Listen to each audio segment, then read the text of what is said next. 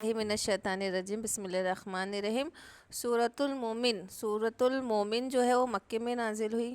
مکی آیت ہے، اور اس کا ایک دوسرا نام کیا ہے؟ غافر۔ بسم اللہ الرحمن الرحیم۔ حامیم تنزیل الکتاب من اللہ العزیز العلیم۔ حامیم حروف مقطعات میں سے ہے۔ تنزیل الکتابی نازل اتارنا کتاب کا، من اللہ اللہ کی طرف سے، العزیز العلیم جو زبردست ہے اور علیم ہے، خبردار ہے۔ اب یہاں سے سورہ احقاف تک جو 7 صورتیں آئیں گی وہ حامیم سے ہی شروع ہوں گی، ٹھیک ہے؟ یہاں سے شروع ہوں گی اور سورہ احقاف تک سب حامیم سے شروع ہوں گی۔ تو ان کو کیا کہتے ہیں؟ آل حامیم یا حوامیم۔ کیا کہتے ہیں ان کو؟ آل حامیم یا حوامیم کہا جاتا ہے۔ اور یہ کیا ہے؟ دیباج القرآن۔ یہ 7 آیتیں کیا ہے؟ دیباج القرآن۔ دیباج یعنی ریشم ہوتا، تو جو کپڑوں میں سب سے قیمتی سمجھا جانے والا سب سے بہترین کپڑا ریشم کا ہوتا ہے نا، ویسا یہ جو 7 آیتیں ہیں وہ سب سے بہترین آیتیں ہیں۔ اور کیا کہا جاتا ہے ان کو؟ عرائس کہا جاتا ہے، یعنی دلہنی۔ کیا کہا جاتا ہے ان صورتوں کو؟ عرائس یعنی دلہنی کہا جاتا ہے۔ ابن عباس رضی اللہ تعالیٰ عنہ نے فرمایا کہ ہر چیز کا ایک مغز اور خلاصہ ہوتا ہے، قرآن کا خلاصہ آل حامیم ہے، یعنی یہ 7 صورتیں۔ اور یہ فرمایا کہ حوامیم ہیں، اور یہ سب روایتیں اپنی کتاب میں۔ حضرت عبداللہ رضی اللہ تعالیٰ عنہ نے فرمایا کہ قرآن کی مثال ایسی ہے کہ کوئی شخص اپنے اہل و عیال کی رہائش کے لیے جگہ کی تلاش میں نکلا تو کسی ہرے بھرے میدان کو دیکھ کر خوش ہو رہا ہے کہ اچانک آگے بڑھا تو روضات یعنی ایسے باغات جن کے زمین سب سے عمدہ ہو، جن میں سب سے اچھا غلہ اگتا ہو، اور تو وہ اتنا خوش ہو جائے اس کو دیکھ کے کہ وہ کہے کہ ارے واہ، بارش کے پہلے ہی مجھے ہریالی دکھ گئی۔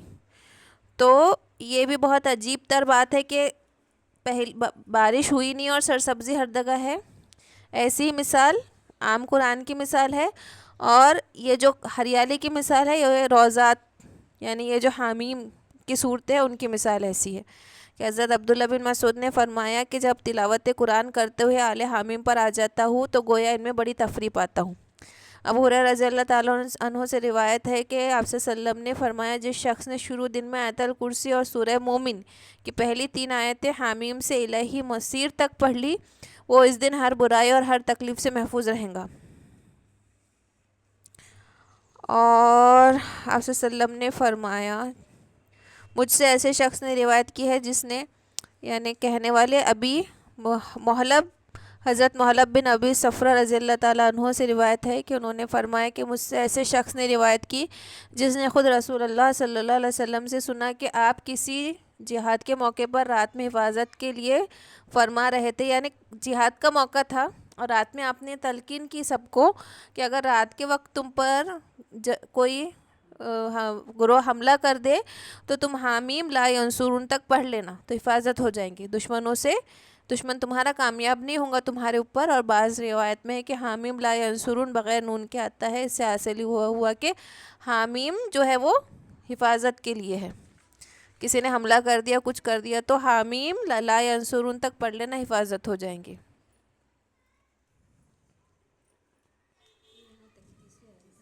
ہاں۔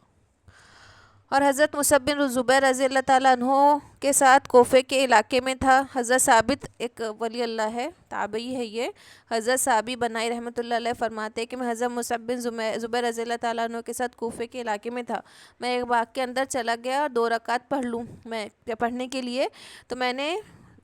نماز سے پہلے حامیم المومن کی آیت الہ المسیر تک پڑھی۔ اچانک دیکھا کہ ایک شخص میرے پیچھے ایک سفید خچر پر سوار کھڑا ہے جس کے بدن پر یمنی کپڑے ہیں۔ اس شخص نے مجھ سے کہا کہ جب تم غافر الذنب کہو تو اس کے ساتھ یہ دعا کرو، یا غافر الذنب اغفر لی، یعنی آگے آئیں گا نا،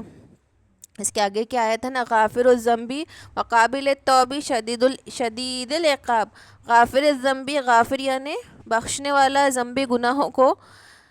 گناہ بخشنے والا، وقابل توبہ اور توبہ قبول کرنے والا، شدید العقاب اور سخت عذاب دینے والا، ذی طولی اور بہت طول والا، مقدار والا، لا الہ الا ہوا الہ المصیر، نہیں ہے کوئی الہی مگر وہی، الہ المصیر اسی کی طرف لوٹ کر جانا ہے۔ تو جتنی باتیں ہو رہی ہے یہ 3 آیتوں کے بارے میں ہو رہی ہے نا، کہ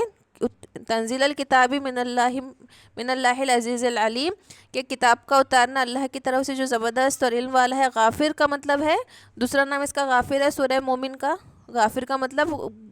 مغفرت کرنے والا، غافر الذنبی گناہوں سے مغفرت کرنے والا، وقابل التوبی توبہ قبول کرنے والا، شدید العقاب سخت عذاب دینے والا، ضد تولی بڑا طول والا، مقدور والا مقدار والا، لا الہ الا ہوا نہیں ہے کوئی الہی مگر وہی، الہ المصیر اور اسی کی طرف لوٹ کے جانا ہے۔ تو جب انہوں نے یہ آیتیں پڑھی اور اس آیت پہ پہنچے غافر الذنبی تو کیا کہنا ہے؟ غافر الذنبی فاغفر لی، کہ اے گناہوں کو بخشنے والے فاغفر لی مجھ کو بخش دے، یا غافر الذنبی اغفر لی، کہ میری بخشش کر دے، یعنی اے گناہوں کو بخشنے والے مجھے معاف کر دے۔ اور جب یہ پڑھو قابل توبی توبہ قبول کرنے والے، تو یہ دعا کرو قابل توبی اقبل توبتی، کہ میری اقبل قبول کر توبتی میری توبہ، کہ اے توبہ تو قبول کرنے والے میری توبہ قبول فرما۔ اور جب یہ پڑھو کہ شدید العقاب یعنی سخت عقاب والا، تو کیا دعا کرنا ہے؟ شدید العقابی یہ تھوڑا سا مٹ گیا، میں پڑھ کے بتاؤں گی دوسری جگہ سے، اے سخت عقاب دینے والے مجھے عذاب نہ دے۔ اور جب ضد تولی پڑھو تو یہ دعا کرو یا ضد تولی کل علیہ بخیر، یعنی اے انعام و احسان کرنے والے مجھ پر انعام فرما۔ اور پھر وہ باغ میں سے نکلے اس شخص کو ڈھونڈتے ہوئے، تو انہیں پھر وہ شخص دوبارہ دکھا نہیں۔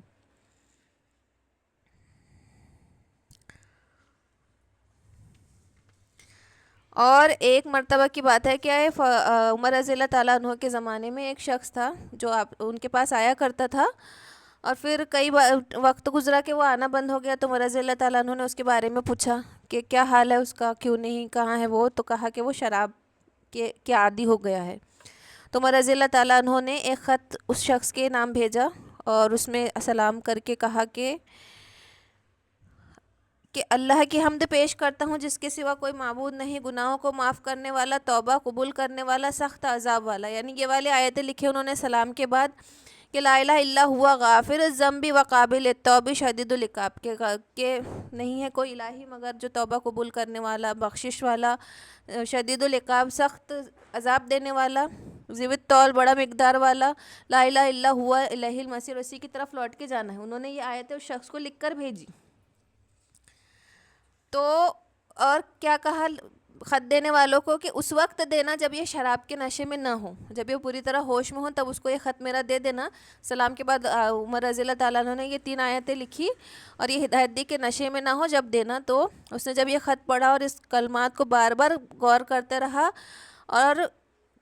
رہا کہ اس میں مجھے سزا سے ڈرایا بھی گیا ہے اور معافی کا بھی وعدہ ہے، یعنی دونوں باتیں ہیں نا، کہ اللہ معاف کرنے والا بھی ہے، توبہ قبول کرنے والا بھی ہے، اور عذاب دینے والا بھی ہے، تو دونوں باتیں آگی کہ اللہ عذاب بھی دے گا اور معافی بھی دے گا۔ پھر رونے لگا اور شراب خوری سے باز آ گیا۔ تو طریقہ کیا ہے کہ جب کوئی مومن بندہ ساتھی لغزش میں مبتلا ہو جائے تو ہمیں اس کی مدد کرنا ہے، نہ کہ شیطان کی۔ اب ہم شیطان کی مدد کیسے کریں گے؟ کہ جب کوئی گناہوں میں مبتلا ہوا ہے تو شیطان کی وجہ سے، شیطان کے بہکاوی کی وجہ سے جتنے گناہ کریں گا اس سے شیطان خوش ہوگا۔ تو اگر اس کی لغزش ہوئی ہے، اس سے گناہ ہو رہا ہے، اور ہم اس کو سنبھالنے،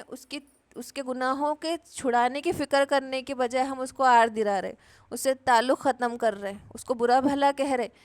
تو وہ کیا کریں گا؟ اس سے گناہوں کو چھوڑیں گا نہیں، وہ اور گناہوں میں مبتلا ہوں گا، شیطان اور خوش ہوں گا اور حاوی ہوں گا اس سے۔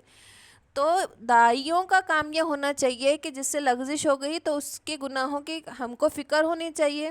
ہم نے تو اس کے لیے بھی استغفار کرتے رہنا چاہیے، دعا کرتے رہنا چاہیے، اور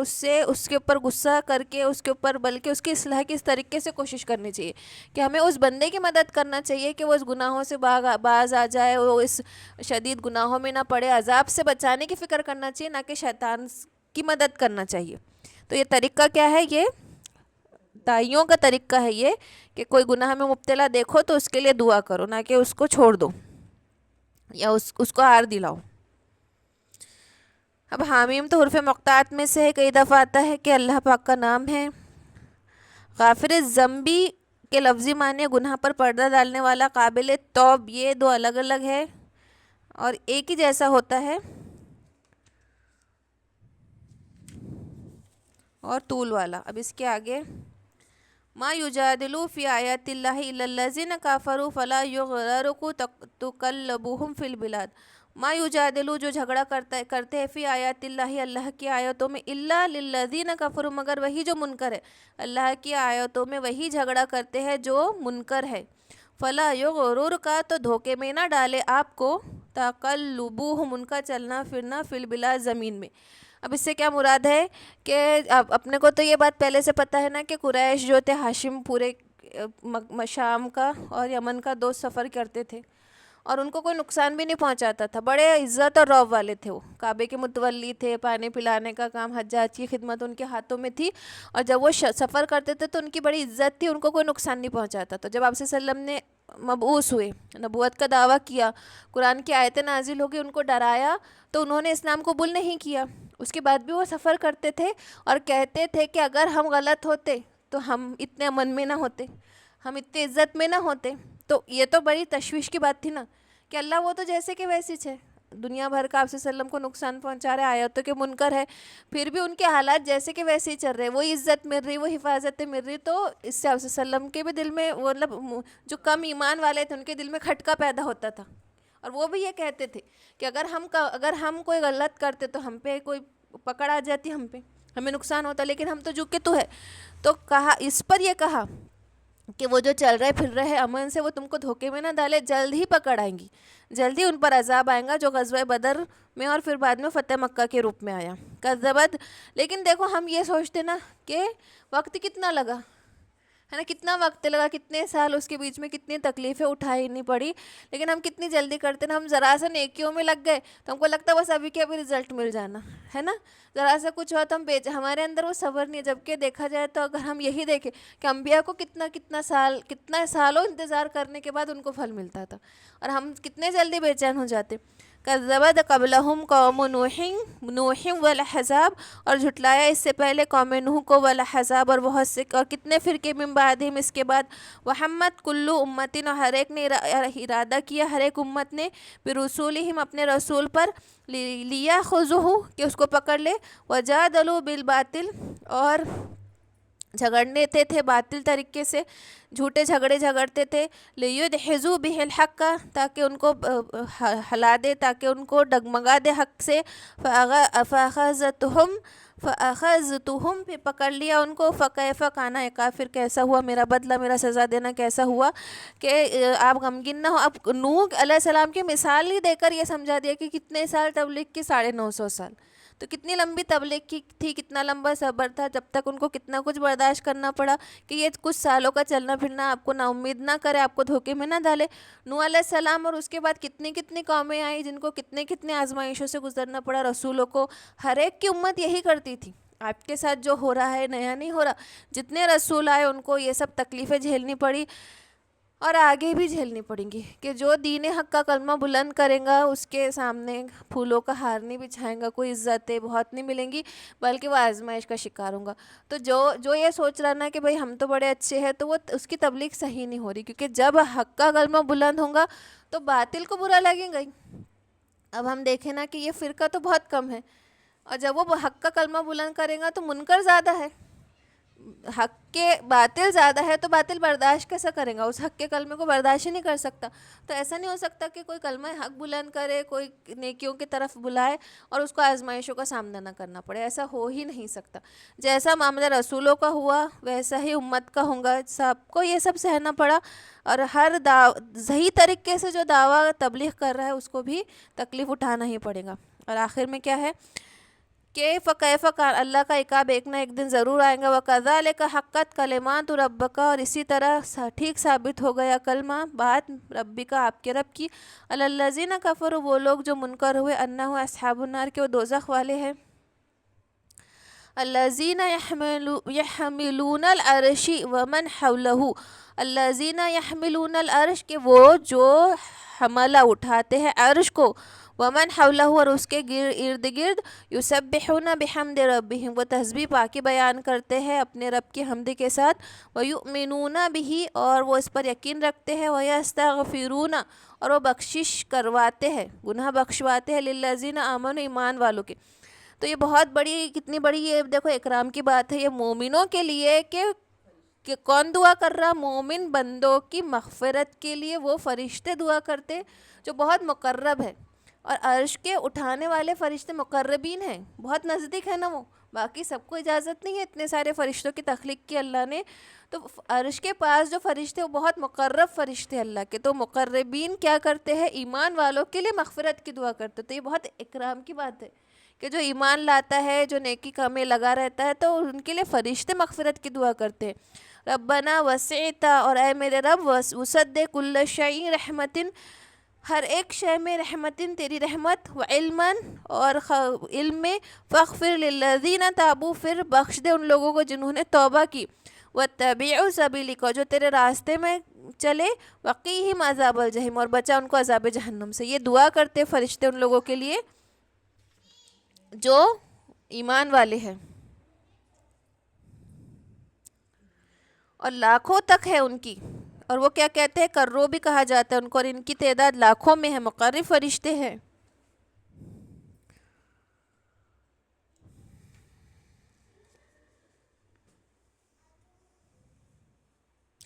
اور اس کے ساتھ کیا دعا کرتے ہیں وہ؟ نہ صرف یہ دعا کرتے ہیں کہ مغفرت فرما، عذاب جہنم سے بچا، ہمیشہ رہنے والی جنتوں میں داخل فرما، اس کے ساتھ یہ بھی دعا کرتے ہیں وَمَنْ صَلَحَ مِنْ آبَائِهِمْ وَأَزْوَاجِهِمْ کہ جنہوں نے نیک اعمال کیے، ان کے آبا و اجداد، ان کے ازواج و ذریتہم اور ان کی اولاد، یعنی ان کے باپ دادا بیوی اولاد کے لیے بھی مغفرت کی دعا کرتے ہیں۔ تو یہ بہت بڑا اکرام ہے نا مسلم کا، کہ اگر وہ اعلیٰ درجے کی جنت میں چلا جائے گا تو اپنے ساتھ ساتھ جو اس کے مقرب ہے، جو اس کے ازواج ذریت ہے، وہ اگر کم درجے میں بھی ہوں گے تو اللہ ان کے درجات بڑھا کے اس کے برابر کر دے گا۔